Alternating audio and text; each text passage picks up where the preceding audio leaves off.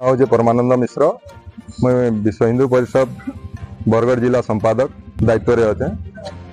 आज आम आसीलु कलेक्टर आज्ञा पाखे दाबी पत्र दे जे बांग्लादेश रे आमर हिंदू मान जेन अत्याचार होउछे आमर हिंदू माने सेन सुरक्षित नाइन तांकर सुरक्षा पक्का करा जाऊ।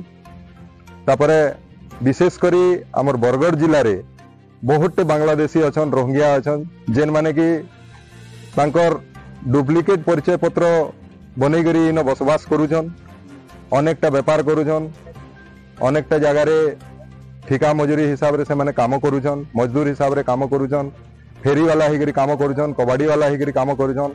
समस्तंकर आधार कार्ड फेक है। समस्ते से ही मुर्शिदाबाद रो समस्तंकर आधार कार्ड गोटे जगार मुर्शिदाबाद रो तो तांकर आधार कार्ड चेक करा हो आ रोहिंग्या माने जेन अछन बांग्लादेशी माने जेन अछन आमर बरगढ़ जिल्ला रो इमान को आके खेदा हो आ धीरे धीरे ओडिशा रो भी खेदी करी हमको बांग्लादेशी मुक्त दरकार हमको आमे सेथिर उद्देश्य रे कलेक्टर आज्ञा को दाबी पत्र देइछु। एसपी सर को भी दाबी पत्र दिया हवा याद जाई करी इनो सेथिर ऊपर आमे दृढ़ कार्यानुष्ठान करबार लगी निवेदन करू।